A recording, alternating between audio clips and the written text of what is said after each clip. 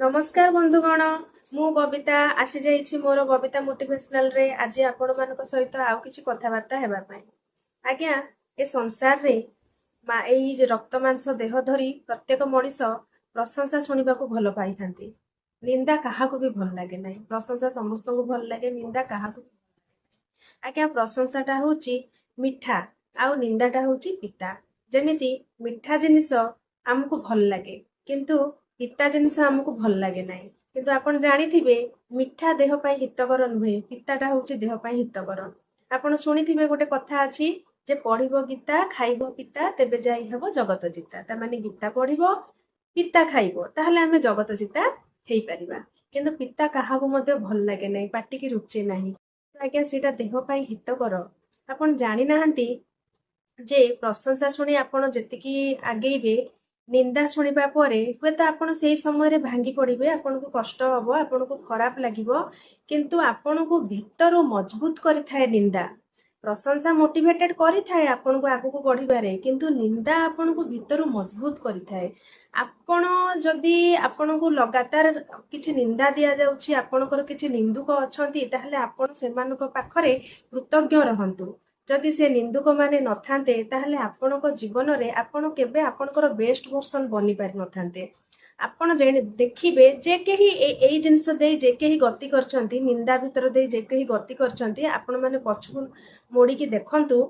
जदि से लोक माने आपण को से निंदा अपवाद देई नथांते, बोध हुए आपण आजी जो स्थिति रे अछंती, जेतिकी उन्नति करछंती, जेतिकी आगे छंती, आपण आपणकर जो भर्सन हे कि आज ठिडा हे छंती, आपण हुए तो सेटा हेई नथांते। से निंदा आपण को से मुहूर्त पाई बहुत कष्ट दिए, बहुत भांगी दिए, आपणकर मेंटल हेल्थ को मध्य बेले बेले हलै देई थाए।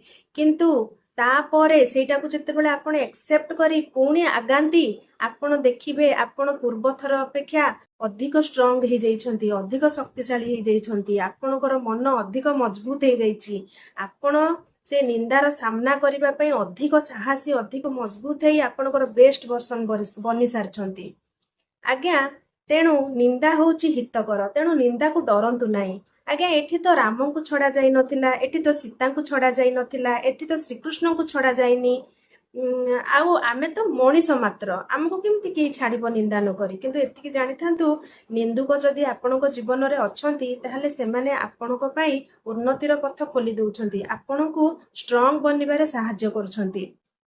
आउ गोटे कथा आज्ञा आपण माने मन देई सुनंतु जे आपण भाबुथिबे जे मु तो सेमिति किछि करि नाही, से काहेकि मते एमिति निंदा कला, बाहरे अपमान निंदारे मते बुड़ेइला। आज्ञा आपण जानि थांतु जिए आपणको ईर्षा करूछि, ईर्षा ए पदटा मने रखंतु, जिए आपणको ईर्षा करूछि से ही आपणको निंदा करिवो। आपणको जिए भल पाउछि, आपणकर जिए सपोर्टर, से केबे आपणको निंदा करिवोनी। आपणको जिए ईर्षा करूछि सीए ही आपण को निंदा करिवो। आपण को जदि जने निंदा करूछि, आपण जानि नियंतु जे निहाती एमिति किछि क्वालिटी आपण को भितरे अछि जोटा कि तांको ठारू बेस्ट अछि, एवं से जिंसटा को एक्सेप्ट करि पारु नाहंती। सेथि पई से निजो को छोट भाबी, से जो छोटपणरू, से जो इन्फेरियर सिक्योरिटी रो कॉम्प्लेक्स रु से बाहरिबा पई से कौन करछंती ना आपण को निंदा करी छोट कर दे निजो को बड़ करबा को चेष्टा करछंती। आज्ञा कोन हुए ना बेले बेले मनीष निजर उच्चता बढ़ेबा पई का को नुई देई ता पिठी ऊपर ठिया ही पड़े एवं निजो को उच्च देखाए। एटा ही समाज रे होउची आज्ञा। जत्ते बेले जणे निजो को छोट भाबुची, कम भाबुची, से कोन करछि ना जाहा को निजोटु बेहतरीन भाबी थाउची, निजोटु अधिक भाबी थाउची, ताको किछि निंदा देई देई नुई देई निजो को सेठी देखाई दिए जे मु भल से खराब, मु उच्च से नीच। आज्ञा एटा आउ किछि नुई। आपण सियोर हे जांतु जदि आपण को जणे निंदा करूछि ता माने तार मनरे भय अछि जे आपण ता ठारू अधिक माने आपण को भितरे ता ठारू अधिक किछि गुणावली अछि, जोथि पई कि सी आपण को ईर्षा करी निंदा करूछि। आज्ञा केवल ईर्षुक व्यक्ति ही निंदा करिथांती, जिए ईर्षा करू नाही से केबे भी आपण को निंदा करिवो नाही, एतिके जानि रखिथांतु। तेणु जदि जणे निंदा करूछि आपण जानंतु मु ताहा ठारू निश्चय अधिक बेस्ट अछि, सेथि पई से मते निंदा करूछि एवं मते नुई देई मो ऊपर ठिया हे निजर उच्चता देखैबाकू चाहूछि किंबा निजे भलो बोली देखैबाकू चाहूछि।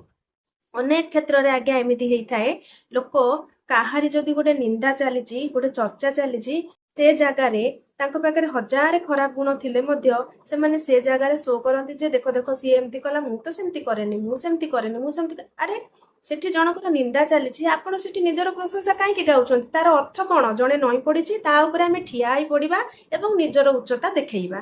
ଆ ଛଡା ଆଉ କିଛି ନୁହେଁ ଆଜ୍ଞା। ତେଣୁ ଯଦି ଆପଣଙ୍କ ଜୀବନରେ ମଧ୍ୟ ନିନ୍ଦା ଆସୁଛି, ଅପମାନ ଆସୁଛି, ତାହାକୁ ଆପଣ ସୁଯୋଗ ଭାବି, ଆଶୀର୍ବାଦ ଭାବି, ଅପରଚୁନିଟି ଭାବି ଗ୍ରହଣ କରନ୍ତୁ ଏବଂ ଆଗେଇ ଚାଲନ୍ତୁ ଏବଂ ସେଇ ନିନ୍ଦୁକ ମାନଙ୍କୁ ବହୁତ ବହୁତ ଧନ୍ୟବାଦ ଦିଅନ୍ତୁ ଯେ ତମେ ମୋ ଜୀବନରେ ଆସିନଥିଲେ ହୁଏତ ମୁଁ ଆଜି ଏଇ ସ୍ଥିତିରେ ନଥାନ୍ତି। ଆଜ୍ଞା, ଏତିକି କହି ମୁଁ ମୋର ଭିଡିଓଟିକୁ ଏଇଠି ରଖୁଛି। ଯଦି ମୋ ଭିଡିଓଟି ଭଲ ଲାଗିଥାଏ ତାହେଲେ ଅଧିକରୁ ଅଧିକ ସେୟାର କରନ୍ତୁ, ଲାଇକ୍ କରନ୍ତୁ, କମେଣ୍ଟ କରନ୍ତୁ, ସବସ୍କ୍ରାଇବ କରନ୍ତୁ। ଆଜ୍ଞା, ରହୁଛି, ନମସ୍କାର।